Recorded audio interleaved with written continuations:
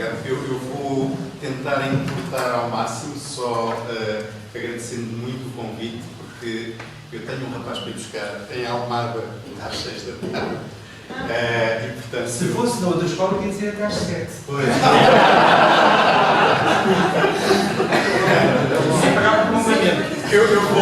Eu vou considerar. Muito bem. Mas, portanto, vou propor-vos o seguinte. Vou propor que me possam interromper sempre que entendam, levantando o braço, colocando o chão. Há um conjunto de pessoas que já viram alguns destes slides. Eu tenho andado um bocadinho solicitado e, portanto, vou aproveitando umas coisas e outras. Também em 2 de outubro, não é?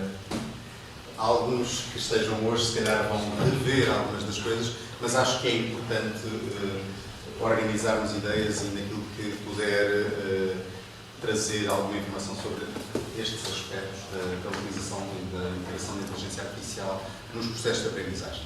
Quero, desde já, dizer-vos que não sou apóstolo, no caso da inteligência artificial, que vou fazer algumas alusões, naturalmente, a intertextualidades que eu acho que existem entre a inteligência artificial e até o fenómeno religioso. Todo eu. E sem mais delongas, vou avançar, vou ter que avançar muito rápido, porque eu sou sempre daqueles que tentam meter o possível na rua da Betesga e, portanto, tenho muitos slides para vos mostrar. Desde logo, vou falar-vos sobre 4 temas, 3 mais 2, sendo que o primeiro é sobre a evolução da inteligência artificial, o segundo primado da pedagogia sobre a tecnologia e o terceiro pilar da integração da inteligência artificial na educação. Vou mostrar alguns exemplos práticos, mas antes tenho uma espécie de prelúdio para vos falar sobre esta questão da inteligência artificial. Questões que gostaria de quando me falaram desta problemática que vos inquieta, que é a falta de professores, e ela é transversal ao sistema educativo como um todo, ao sistema educativo em Portugal. Lembro que ainda há uma década havia professores a mais, todos os anos era notícia dizer que ficaram 20 mil professores de fora, 30 mil professores de fora, mas que essa realidade hoje é diferente. Mas, portanto, a minha tese é que o professor é insubstituível, tal como consta de alguma forma na recente encíclica do Santo Padre. Porque há pouco ao almoço falávamos daquilo que é o recrutar pessoas para a hotelaria, não é? O Fernando dizia que tem 2 pernas, 2 mãos, serve, não é? São todas as aspas. Hoje, se calhar, muitos de vocês confrontam-se com o mesmo problema no caso dos professores, que é a dificuldade em escolher, e, portanto, muitas vezes estaremos condicionados à disponibilidade que encontramos, mas eu, se calhar, aproveitava esta conversa que tivemos à hora do almoço, dizendo que a inteligência artificial está para a docência, como as máquinas de vending para a hotelaria. E, portanto, naturalmente, ela até, se calhar, me entrega qualquer coisa, mas não é um serviço. Não cuida, não inspira e não educa.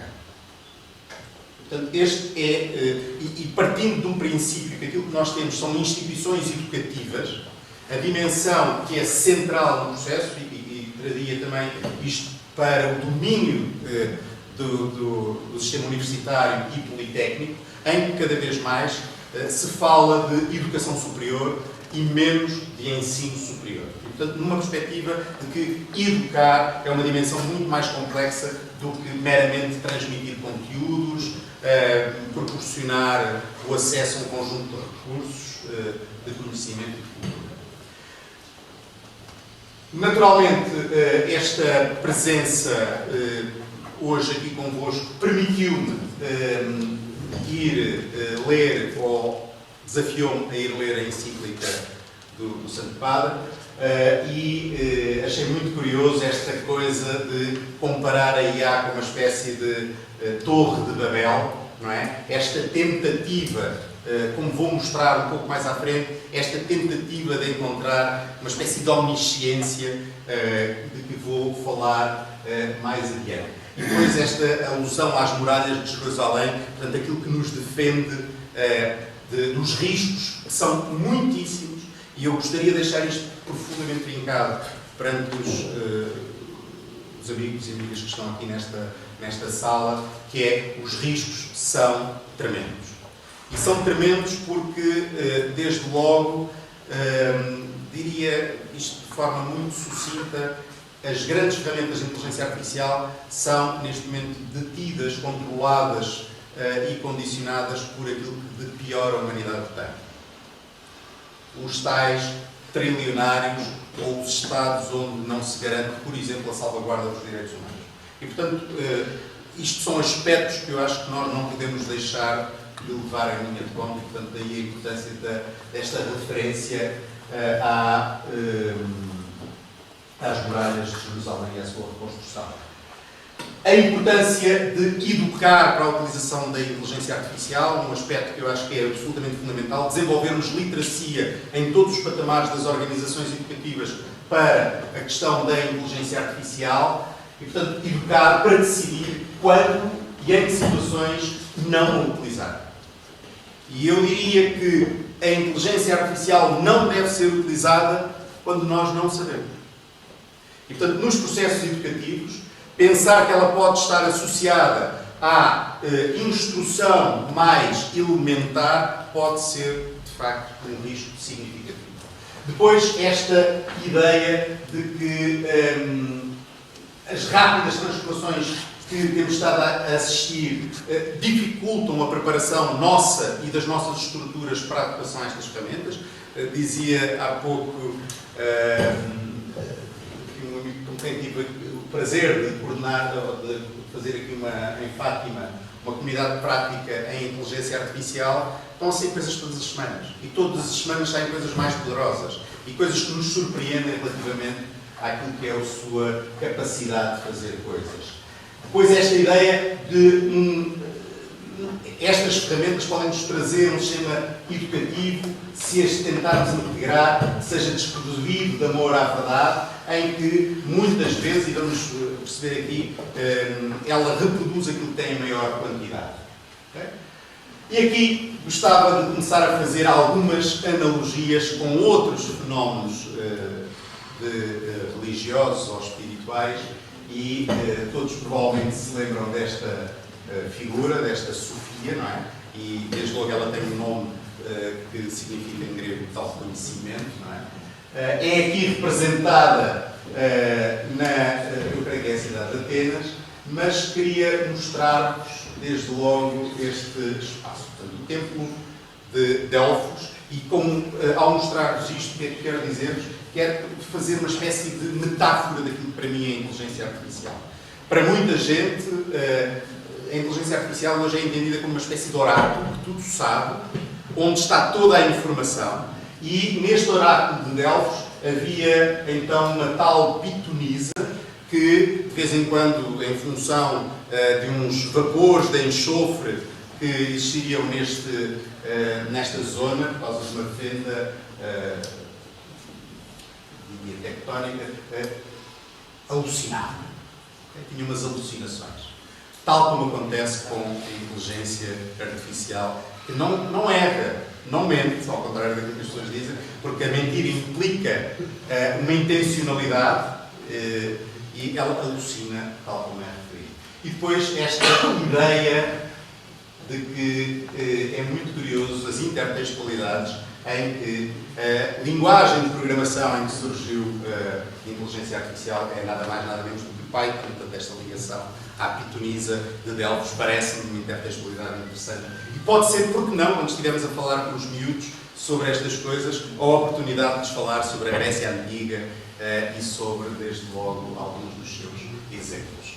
Também este conceito que aparece no teatro grego, do tal Deus ex machina, de um Deus que se revela a partir da máquina, que no teatro grego aparecia desta forma, não é? Os deuses gregos desciam com uma espécie de como é que se chama? De grua, uma coisa deste tipo, e como hoje nós encontramos uma série de personagens que foram sendo cada vez mais complexas, foram incorporando realidades que durante algum tempo nos pareceram ficção científica, mas que se calhar não estão tão distantes de nós quanto isto.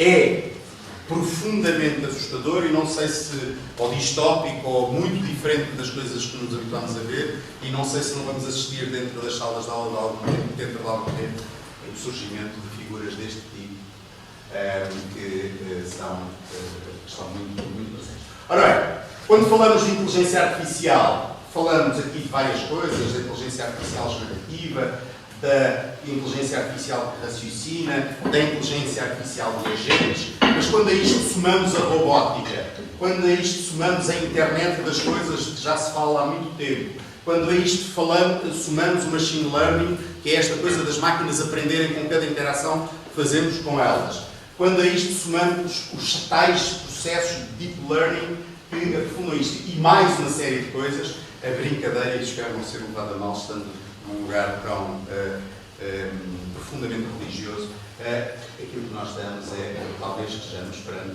a omnisciência, a omnipresença e a omnipotência das máquinas. E isto pode colocar riscos profundos. Máquinas que têm acesso a todo o repositório cultural da humanidade, que de alguma forma controlam tudo aquilo que acontece, porque elas acedem aos dados dos nossos telemóveis, acedem às câmaras de vigilância, acedem a todos os movimentos bancários que nós fizemos. Tudo isto é ou pode ser muito preocupante. Outra coisa que me preocupa é como é que, enquanto seres humanos, procuramos fazer robôs que são feitos à nossa imagem e semelhança. E, portanto, aqui o fenómeno do criador e da criatura tem muito que se lhe diga. Portanto, estas máquinas que estamos a criar podiam ter outra forma qualquer, mas são feitos para serem parecidos connosco. E vejam, a seguir, o robô que fomos inventar como mais eficaz no processo, imita o melhor amigo do homem. Portanto, é uma espécie de cão robotizado. E isto também me parece que nos deve levar a pensar. A inteligência artificial coloca-nos perante um potencial milagre algorítmico, em que hoje, através destas ferramentas que acedem a todo o tipo de dados, elas leram todos os livros que a humanidade produziu, leram todos os artigos científicos que a humanidade tem estado a produzir e que a cada momento vai produzindo, a grande música, o cinema todo ele, tudo aquilo que faz parte do repertório cultural da humanidade, estas ferramentas já acederam. E depois baralham isto, misturam isto. Importa perceber que são ferramentas de base algorítmica e que são ferramentas que mobilizam procedimentos estatísticos. Quer isto dizer, aquilo que tiverem em maior quantidade é aquilo que nos vão dar. E se aquilo que tiverem em maior quantidade não for verdadeiro, vão dar-nos coisas que não são verdadeiras. E se aquilo que tiverem em maior quantidade for deliberadamente falso, porque hoje se fala de vivermos num mundo de pós-verdade, por exemplo, e Papa fala de transhumanismo na sua encíclica, podemos estar a ter que redefinir, e eu não vou entrar sequer na análise daquilo que é hoje o cruzamento biónico entre microprocessadores e células estaminais.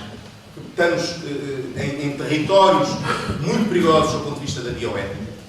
Ou de quando estamos a falar na preservação daquilo que é toda a nossa experiência enquanto seres humanos, garantindo uma espécie de eternidade digital, eu creio que temos que reposicionar pensando o que é que hoje significa ser humano.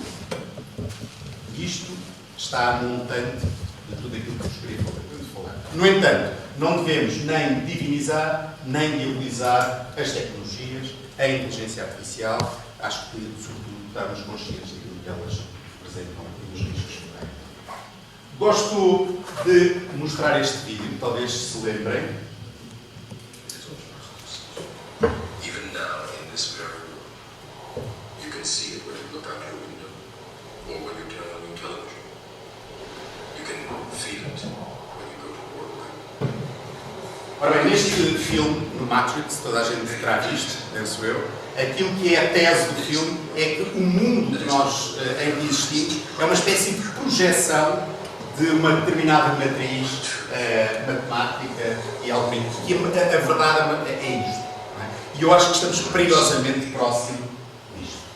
Ora bem, o Fernando falou deste documento, das recomendações que o Conselho Nacional de Educação produziu para a integração da inteligência artificial no sistema educativo e eu acho que vale a pena ele ser lido. Ele é baseado num estudo extraordinário que envolveu muita gente do CNE, do Conselho Nacional de Educação, dos técnicos da equipa do CNE e muitos professores de universidades portuguesas, das várias universidades portuguesas. Portanto, ele faz um levantamento muito interessante e depois produzimos, o Fernando foi o autor também, esta recomendação para o sistema educativo, para as escolas, para o governo, para a sociedade como um todo.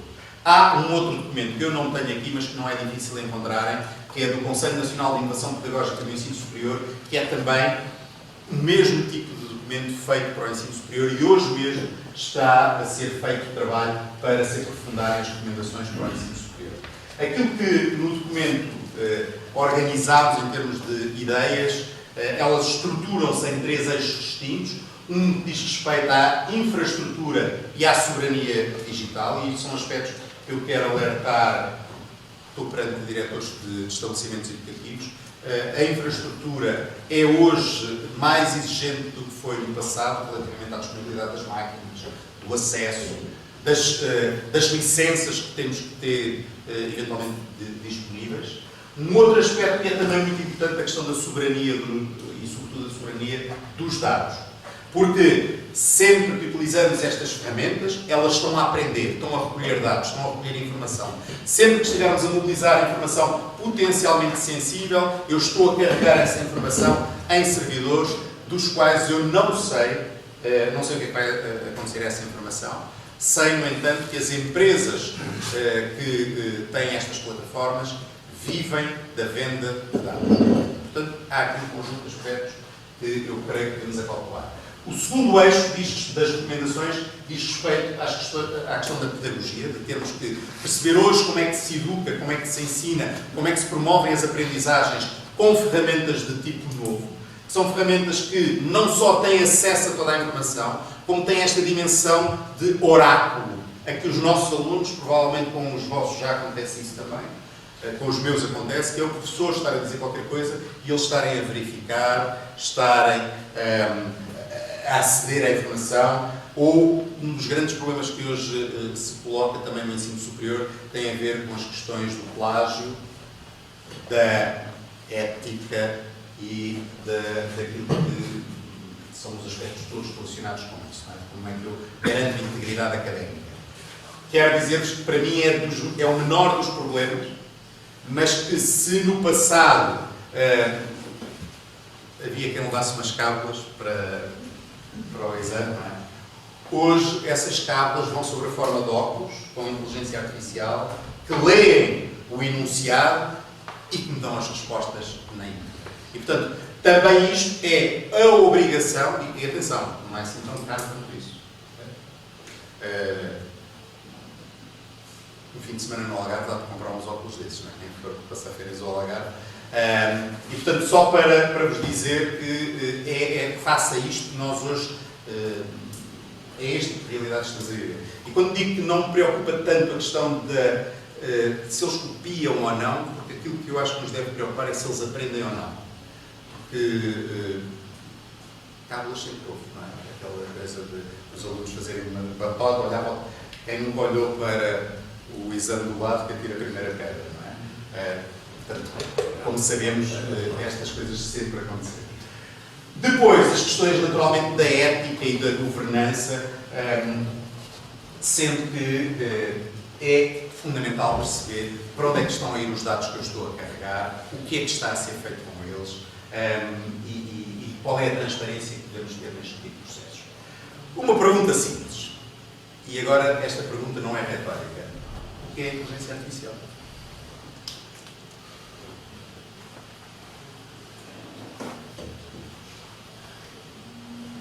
nesta altura, os meus alunos, quando eu faço estas perguntas, olham para baixo, fingem que não estão lá, tentam ficar invisíveis. Ora bem, quando falamos de inteligência artificial, estamos a falar de uma tecnologia que aquilo que faz é reconhecer padrões e fazer previsões. É aquilo que é a inteligência artificial. Reconhece padrões e faz previsões. Isto já existe há algum tempo. O que é relativamente novo é a inteligência artificial generativa. Esta inteligência artificial generativa, que para além de reconhecer padrões e fazer previsões, cria coisas novas, nomeadamente textos, vídeos, áudio, o que quer que seja. Código, já se programa a si própria, que é uma realidade também interessante. Surgiu mais recentemente o chamado Reasoning AI, se bem que, do seu ponto de vista teórico, é uma hipótese que já existia há algum tempo, e o Reasoning AI é o raciocínio. É quando aquilo que nós tínhamos numa fase inicial era uma espécie de determinismo, em que face a uma pergunta, ou uma interação, ou uma prompt, a resposta era sempre mais ou menos a mesma. O Reasoning AI tem um processo que é equivalente aos processos de raciocínio dos seres humanos, em que ele vai associar coisas a cada momento aparentemente imprevisíveis, como nós muitas vezes fazemos. Estamos a pensar uma coisa, vamos buscar outra, e uma experiência, e portanto o processo de raciocínio que é complexo. Curiosamente, as máquinas vão-nos revelando como é que estão a fazer isto. Os grandes modelos de linguagem dizem agora estou a fazer isto, estou a aceder àquela informação, vou cruzar com aquela. Portanto, isto é um processo interessante. Ainda de forma mais recente surgiu o chamado Agentic AI, que é a inteligência artificial de agentes. E o que é isto da inteligência artificial de agentes? É nada mais, nada menos do que eu criar um procedimento digital e atribuir-lhe autonomia. Normalmente o que acontece com este tipo de coisas é aquelas tarefas ditas rotineiras que se fazem e que têm um conjunto de procedimentos estabelecidos, aquilo que acontece é que são transferidos para dentro da máquina para que a máquina as possa ir fazer com um determinado grau de autonomia. Por exemplo, imaginem que é tratar processos de inscrições, receber a informação sobre as inscrições, organizar esse processo, contactar os alunos, na sequência disto marcar entrevistas, fazer cruzamento das médias, eventualmente também, por exemplo, na divulgação das vossas escolas, estudar a concorrência, perceber quando é que eu tenho que fazer alguma publicidade digital, criar a própria da publicidade, interligando aqui um conjunto de agentes com alguma dimensão de autonomia.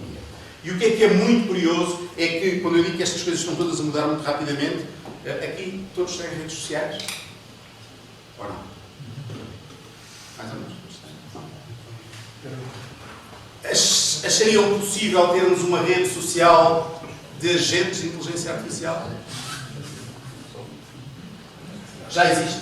E existe desde janeiro deste ano, em que foi criada uma rede social em que só podem participar agentes de inteligência artificial. Os humanos não participam.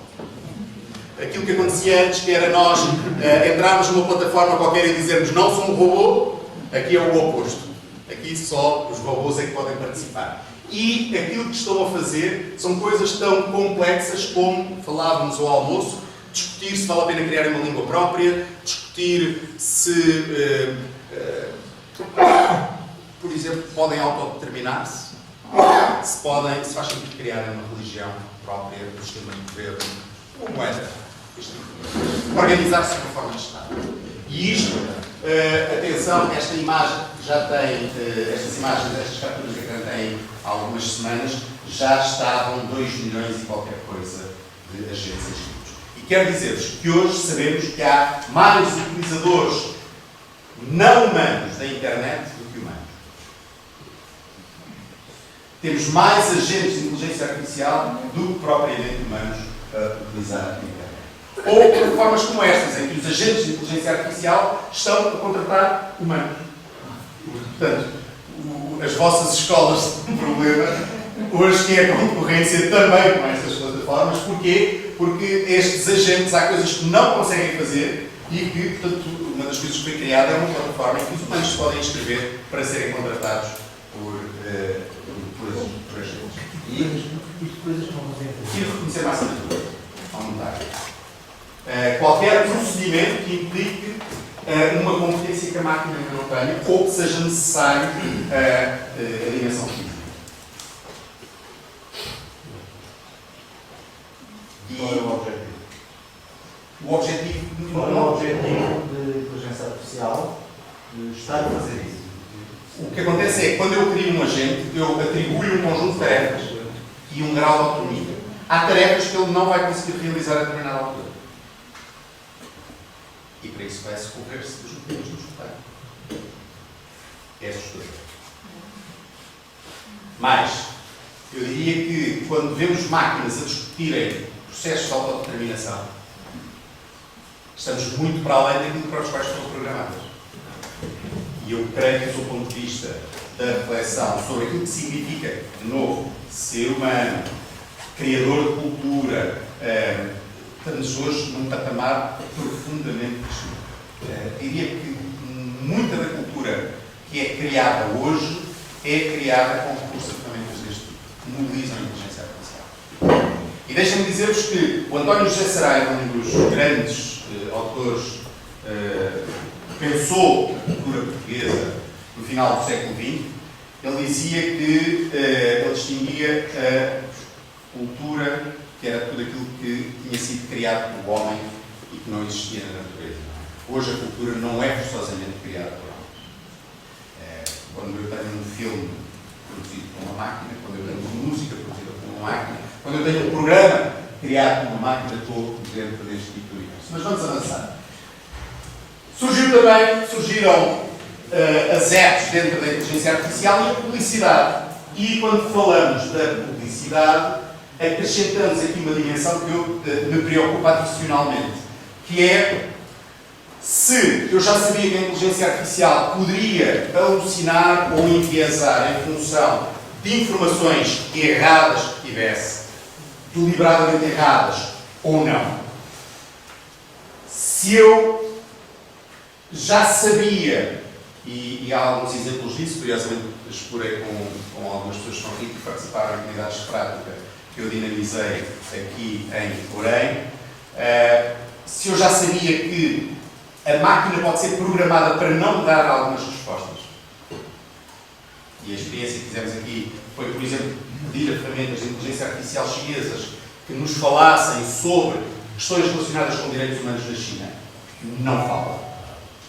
Ou dá uma versão muito politicamente correta. Não é? Fizemos a experiência aqui, não sei se te recordas, de perguntar quem foi Tankman, aquele homem que enfrentou uma coluna de tanques com uns sacos de plástico. E ele começa a pensar, a máquina, quem é que é, e tal, começa a preparar, e a determinada altura para. E como estava a dizer ao Carlos, na hora do almoço, depois diz, that's beyond my current scope, let's talk about something else. Portanto, isto já acontecia. Agora, o que será se eu quiser condicionar estas ferramentas àquilo que são os interesses publicitários, por exemplo? E há muitas plataformas destas que estão a integrar também a questão da publicidade.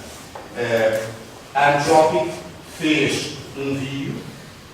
A Anthropic é uma ferramenta, é uma empresa na área da IA, tem o Claude, por exemplo, e eles fizeram este vídeo de usar o ChatGPT, tinha assumido que ia integrar publicidade. How do I communicate better with my mom? Great question. Improved communication with your mom can bring you closer. Here are some techniques you can try. Start by listening. Really hear what she's trying to say underneath her words. Build conversation from points of agreement. Find a connection through shared activity. Perhaps a nature walk. Or if the relationship can't be fixed, find emotional connection with other older women on golden encounters. The mature dating site that connects sensitive cubs with roaring cougars. What? Would you like me to create your profile? Portanto, nós sabemos que a publicidade é uma forma de criar necessidades e, portanto, se eu passar a ter as lógicas da publicidade incorporadas nestas plataformas, como dizíamos à hora do almoço, para as quais os miúdos acham que aquilo é um repositório de verdade e que a interação que estabelecem com elas é aquilo que eu lhe perguntar, ela vai dar uma versão da verdade, nós percebemos que temos muito trabalho para fazer e os riscos inerentes a ter ferramentas deste género desacompanhadas em processos educativos. Há uma série que gosto muito de ver, que passa na Netflix, que se chama Black Mirror, que vos recomendo, e há uns episódios que é uma pessoa que começa a ter um processo de degenerescência, de degradação cognitiva e que a determinada altura lhe implantam um chip e esse chip ajuda a recuperar, mas depois tem todos os defeitos das licenças, já viste, não é? E às tantas, é professora, curiosamente, é uma professora, e às tantas para a meio da aula e começa a fazer publicidade a um determinado produto, porque tinha uma versão gratuita do sistema operativo, portanto é uma sátira muito interessante, mas uma visão distópica daquilo que pode ser uma utilização inteligente destas ferramentas. Ora bem, esta senhora sabem quem é? É a ministra do governo da Albânia, sendo que esta senhora não é uma senhora. Esta senhora é um bot de inteligência artificial que tomou posse como membro do governo da Albânia, começou por ser uma ferramenta de assistência para quem ligava para lá para chamadas telefónicas e hoje integra o executivo. E está grávida, como podem ver, de 53 crianças, ou 83 crianças, não sei o certo, porque vão ser os bots de inteligência artificial que vão apoiar os parlamentares. E isto, portanto, é um bocadinho o cenário que estamos a viver, que não é, parece ficção científica, mas não é. Também não é ficção científica a utilização destas ferramentas nas artes da guerra. E uma das plataformas mais assustadoras que temos no mundo hoje é das mais lucrativas, a Palantir, que é quem tem estado a ajudar a Ucrânia a segurar aquele colosso que é a Federação Russa, mas que está a ser, por exemplo, utilizada pelo ICE nos Estados Unidos para sinalizar quem são os imigrantes ilegais, ou que está a ser utilizada, por exemplo, na Palestina para sinalizar potenciais terroristas, ou foi responsável pelo bombardeamento daquela escola no Irão, onde morreram 130 crianças. É este o mundo e é para isto que nós temos que estar também muito conscientes. Os paralelismos entre a inteligência artificial e a energia nuclear, a pergunta hoje, temos pouco tempo, vai ser só retórica, mas eu diria, nós soubemos como é que desencadeamos o processo, tal como com a energia nuclear, sabemos mais ou menos o que é que acontece no processo, não sabemos para onde. E uma das coisas que tem estado a acontecer é que estas ferramentas têm estado, por exemplo, ante a ameaça de serem desligadas ou descontinuadas, elas começam a procurar refúgio e têm uma coisa que é muito interessante, que é revelam um instinto de sobrevivência. E aquilo que o António Damasio classifica como inteligência é aquilo que os organismos, são mecanismos que os organismos humanos desenvolveram na luta pela sobrevivência. E, portanto, é muito interessante este paralelismo. Sobre a evolução da inteligência artificial, eu diria que isto é a evolução das grandes eras da história da humanidade, que são muito longas e lentas até chegarmos ao tal antropoceno, período em que o ser humano, de alguma forma, tem controlado aquilo que é a evolução e o impacto do planeta, e hoje eu diria que nós podemos estar, alguns, numa lógica no oceano, em que, mais do que o homem, a inteligência pode ter um impacto profundo na evolução do que acontece no planeta. Mas sobre a história da inteligência artificial, ela remonta há muitos anos atrás, ela vai aos anos 50, quando um homem chamado Alan Turing e outros com ele começaram a pensar se as máquinas poderiam pensar. E aqui o Turing desenvolveu o teste de Turing que na prática diz: eu estarei perante a inteligência artificial quando eu não conseguir distinguir se um determinado produto foi criado por um humano ou por uma máquina.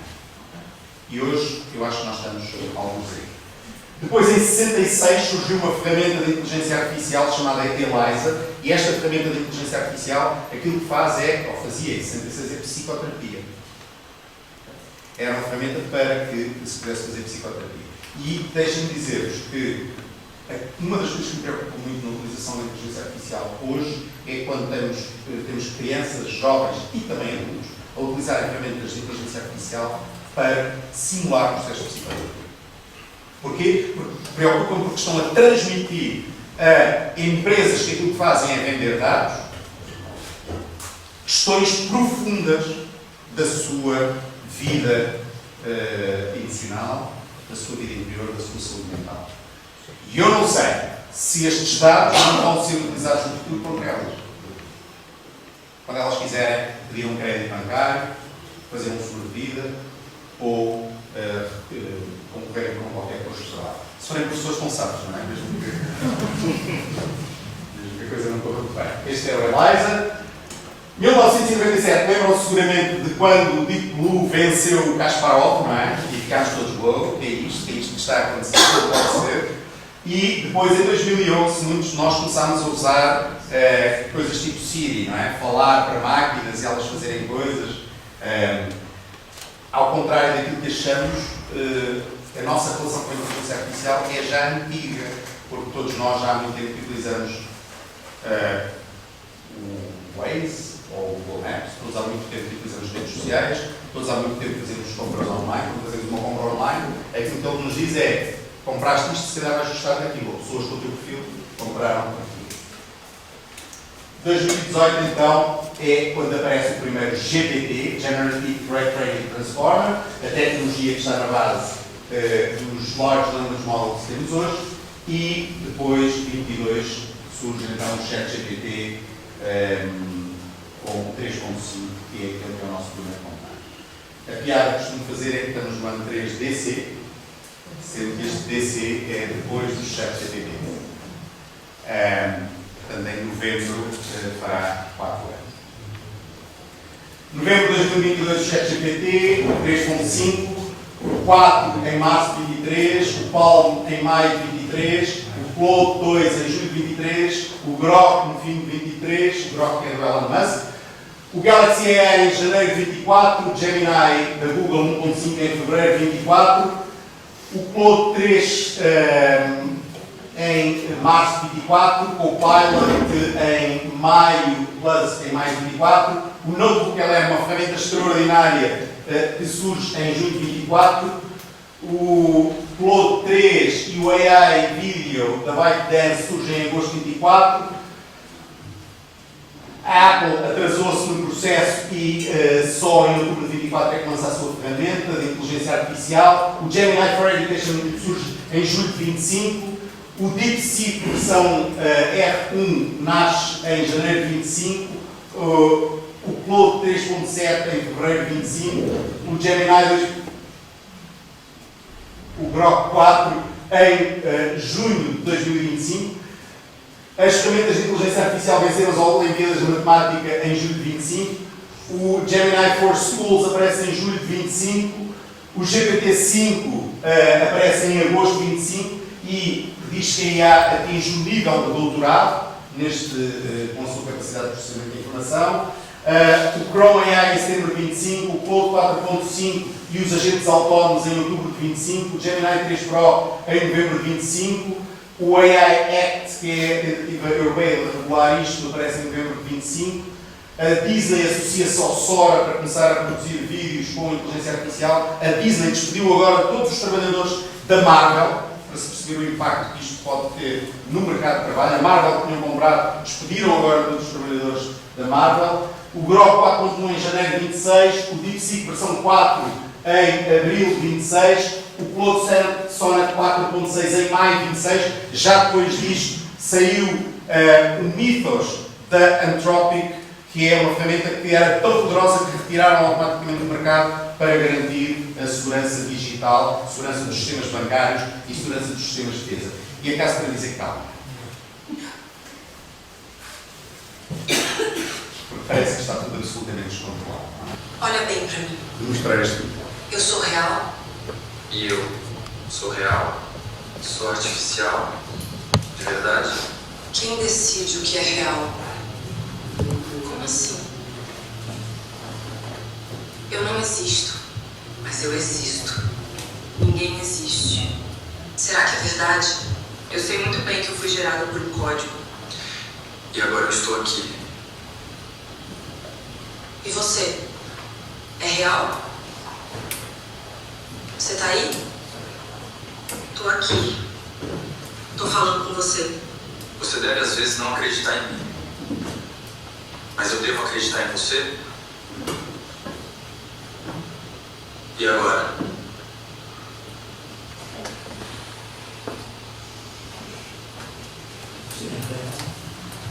E agora?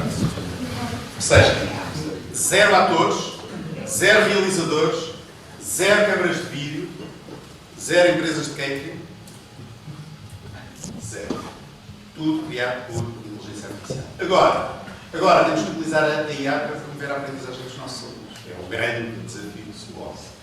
Para isso, eu queria mostrar-vos um modelo que vou pôr aqui. Também é um avatar de inteligência artificial, a pessoa que está a apresentar isto, a pessoa, não é a pessoa, avatar. Arda Sandra Lucas Ribeiro da Instinct e vou falar-lhe sobre uma escola como um modelo inovador e focado na tecnologia. A Alpha School é uma instituição norte-americana que promete um ensino personalizado e acelerado com foco no desenvolvimento de competências essenciais para o futuro. Este é um modelo inovador que combina 3 elementos-chave: tecnologia e inteligência artificial, que permitem uma aprendizagem personalizada e adaptativa a cada aluno, Mastery Learning, que garante uma compreensão profunda dos conceitos, e técnicas de gestão de tempo, como o Pomodoro, assegurando que os alunos dominam as disciplinas básicas em apenas 2 horas diárias, libertando o resto do dia para a exploração de outras áreas. De acordo com a Alpha School, os resultados são impressionantes. Em média, os alunos progridem 2,6 vezes mais rápido do que os seus pares em testes padrão realizados a nível nacional.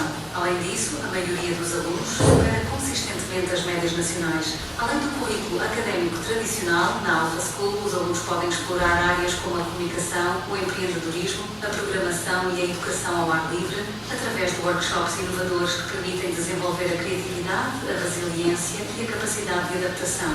A aprendizagem experiencial também é privilegiada, com atividades práticas que desafiam os alunos a aplicar os seus conhecimentos em cenários reais. As opiniões... A Alpha School foi a primeira escola a nível global que eu tenho conhecimento que adotou a inteligência artificial. que atuam como guias e mentores. Aquilo que acontece é que esta escola coloca os meninos e meninas durante a manhã a aprender com plataformas, a realizarem tarefas, a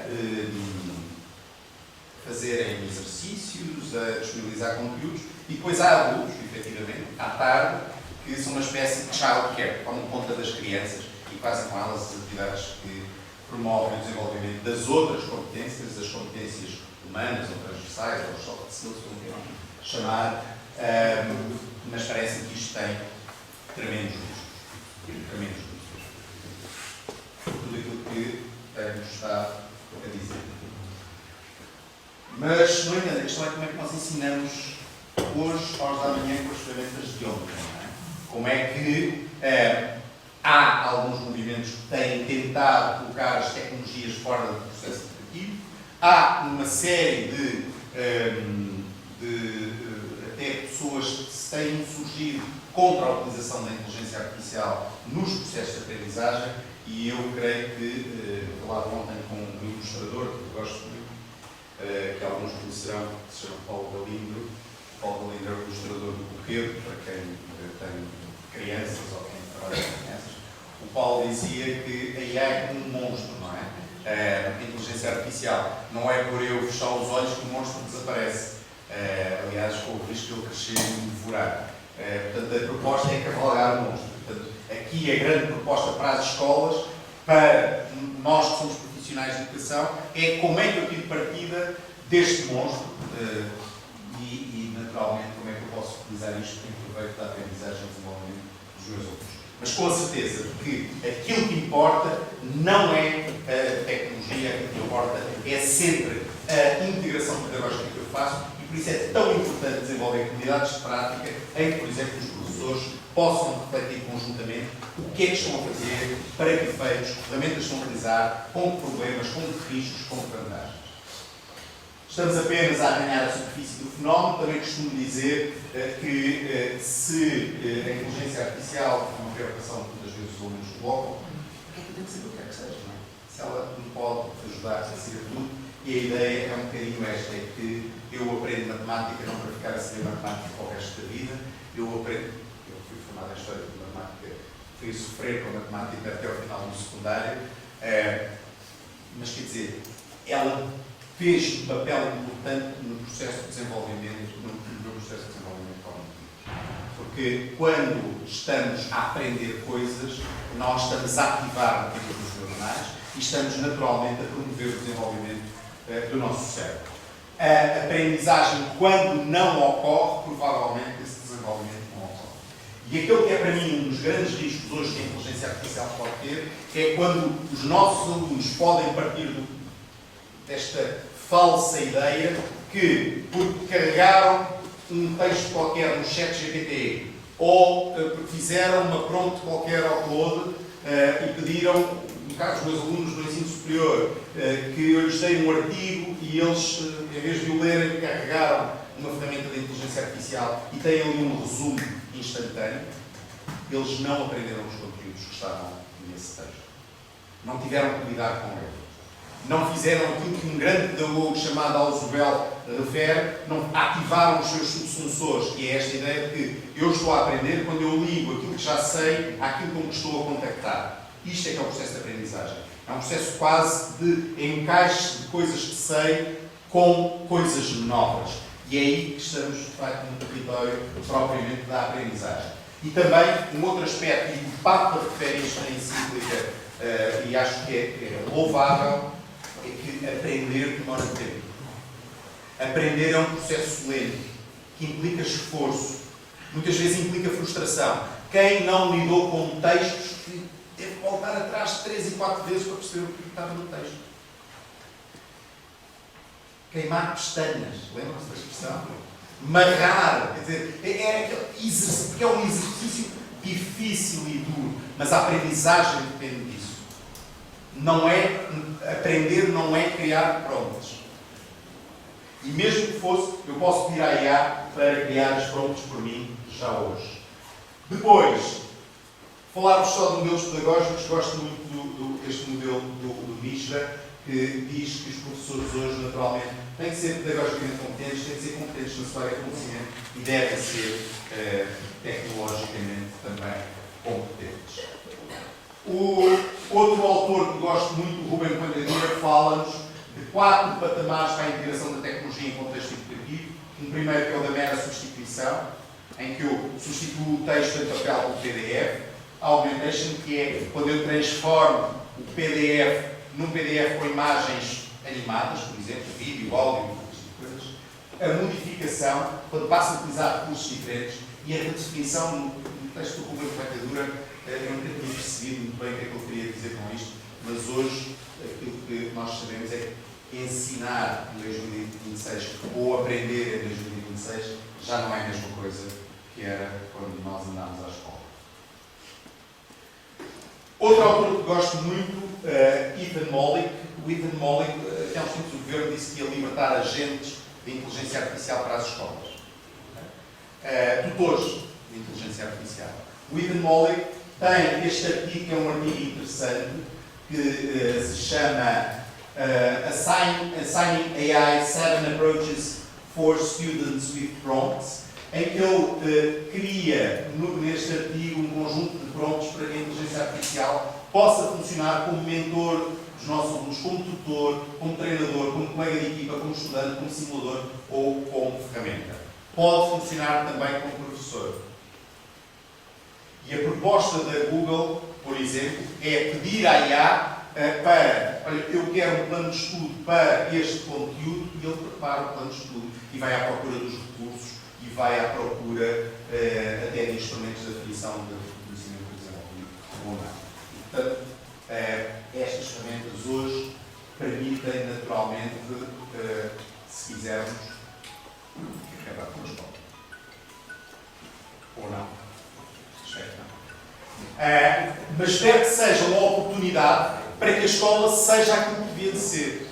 Porque há muito tempo que nós já sabemos que os alunos devem aprender fazendo. Há muito tempo que já defendemos a adoção de metodologias ativas de aprendizagem. Há muito tempo que defendemos um conjunto de transformações para a educação que não temos concretizado. E o Ethan Mollick existe. Há muito que sabemos como revolucionar a educação, apenas não conseguimos ainda concretizá-lo. E um autor português do início do século XX, chamado Almada de Negreiros, dizia também isto, quando ele dizia: quando eu nasci, as palavras que deviam salvar, ou que iam salvar o mundo, já tinham todas sido inventadas, faltava uma coisa a salvar o mundo. Não é? Portanto, tentarmos fazer aquilo que está certo. 4 regras para a co-inteligência que propõe o Ethan Mollick: convidar a inteligência artificial para fazer tudo aquilo que fazemos, sermos sempre os humanos no circuito, definir claramente que persona a IA deve assumir e partir do princípio que a inteligência artificial vai continuar a melhorar. Portanto, isto diz o Ethan Mollick naquele livro que recomendo, que se chama Co-Inteligência. Já tem 1 ano e meio, mais ou menos, mas ainda assim, para a inteligência artificial estamos na pré-história, não é? 1 ano e meio é quase pré-história da inteligência artificial. Para a integração da inteligência artificial na educação, há muitos referenciais que são produzidos pela OCDE, pelo Conselho da Europa, pela Unesco, pelos governos dos diversos países. A proposta é que procurem esses referenciais, estão disponíveis online. Gosto muito desta proposta que neste momento a Unesco apareceu, que é: quando é que eu devo utilizar ou não o ChatGPT? E quando diz o ChatGPT, pode ser o Claude, pode ser o Gemini, pode ser o DeepSeek, qualquer LLM. Ele diz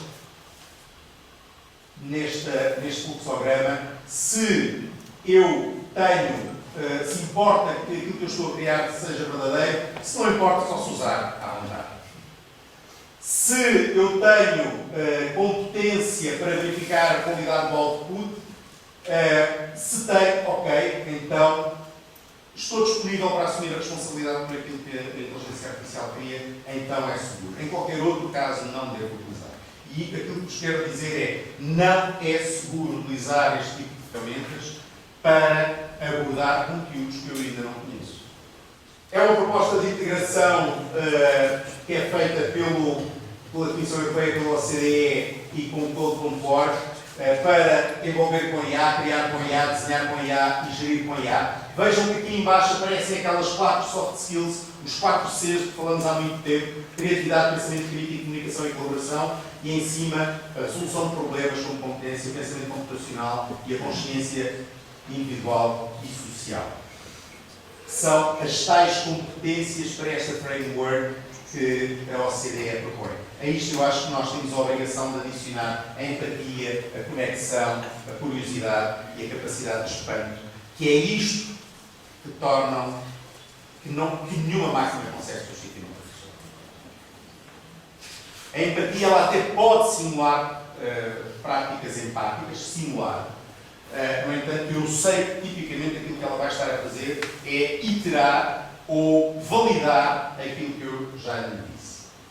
A conexão é muito, naturalmente, hoje podemos dizer que há pessoas que já interagem muito com estas ferramentas, mas não substitui uma tarde numa esplanada, não substitui um encontro num corredor, não substitui a atenção que os verdadeiros professores, os bons professores, dedicam aos seus alunos.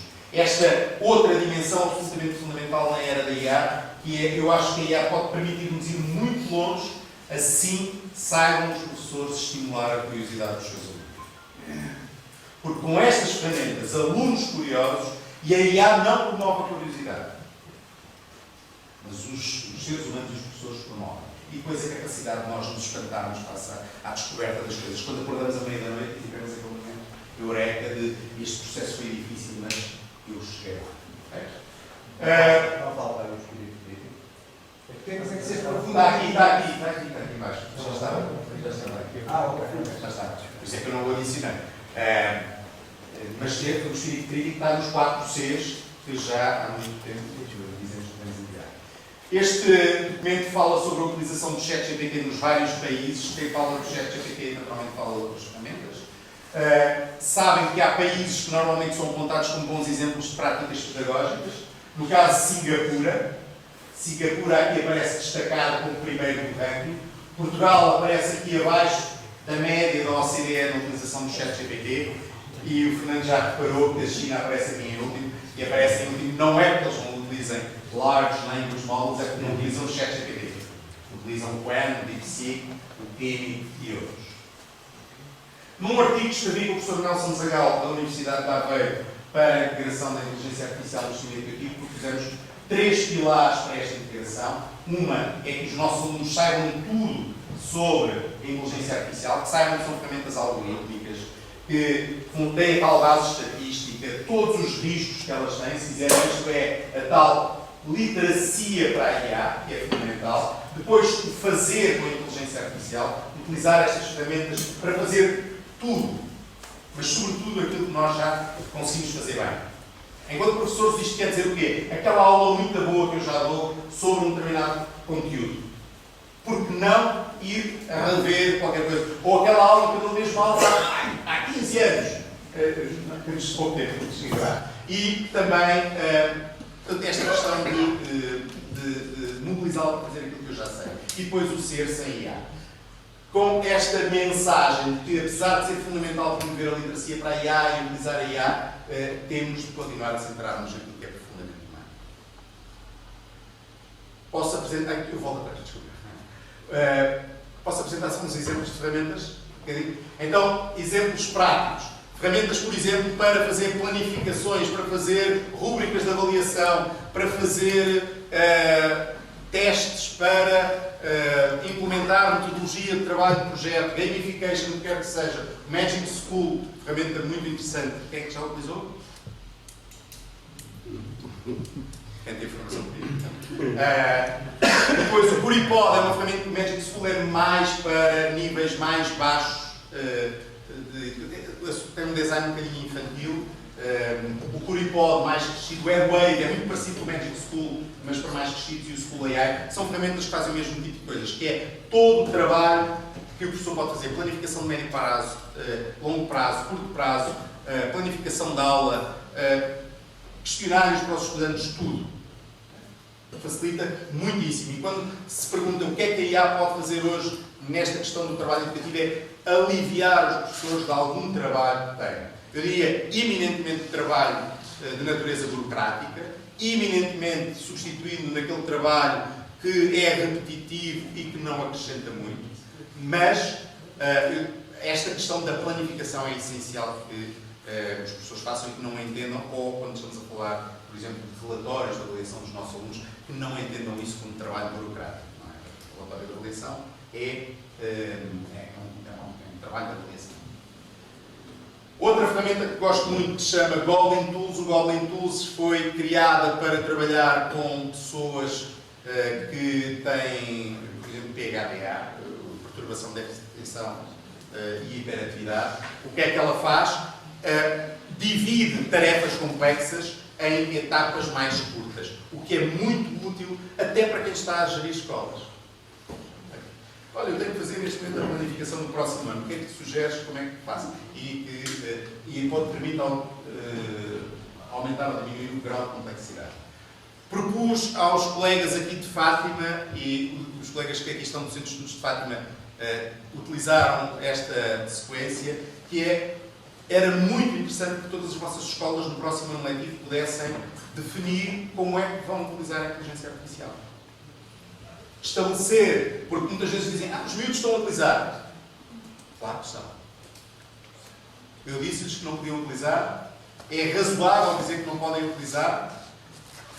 Eu disse-lhes como é que deveria ser feita esta utilização, e para isto a proposta é, por exemplo, juntarmos a nossa comunidade educativa, pedir ao Golden Tools que diga quais são as etapas para a produção de um referencial para a integração de IA nas escolas, pedir ao ChatGPT para estruturar a criação deste referencial e depois, por exemplo, ao Perplexity, que é outra ferramenta de inteligência artificial. Quem é que já utilizou o Perplexity? É muito interessante porque atribui o sítio onde foi buscar a informação para nos ajudar a redigir o primeiro draft. Outras coisas que faço com a IA, só para mostrar, este é mais elevado, que é um desenho feito com o meu filho, a converter desenhos de 2D em 3D, ou este também é do meu filho, o Polvo da Mina do Mar, uma coisa deste género. Com isto podemos trabalhar a construção de narrativas, ir para declinar depois estes desenhos e pedagogicamente explorar isto.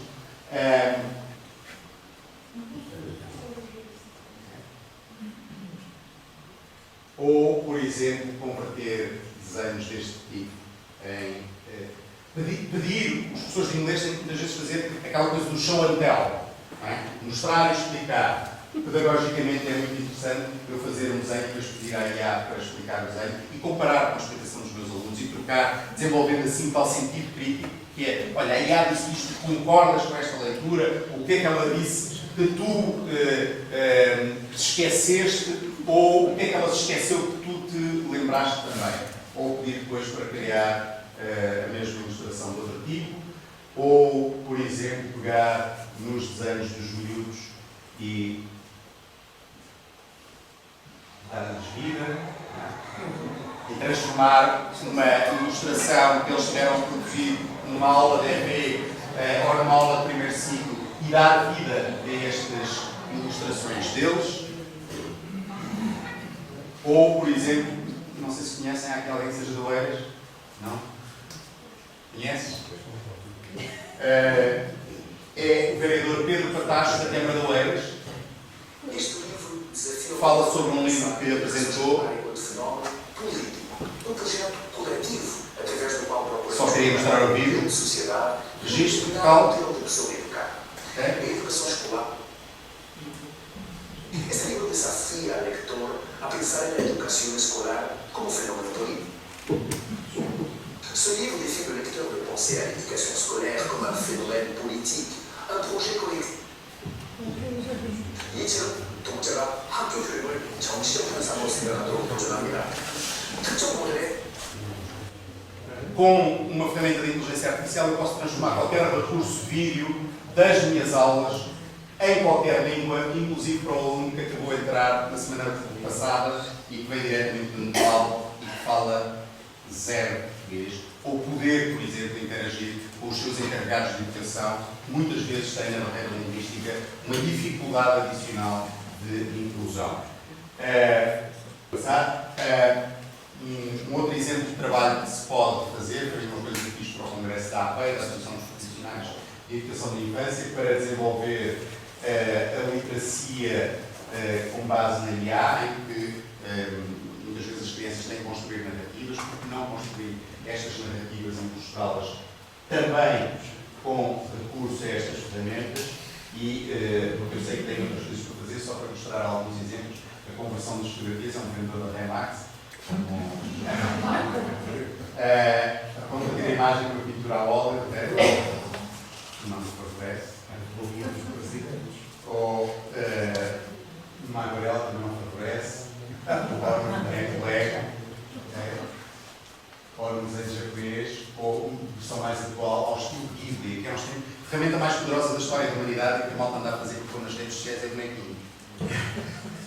Converter o seu retrato em figuras de ação para pôr no Facebook, disse que ele se tinha esquecido da barba e lá foi corrigir.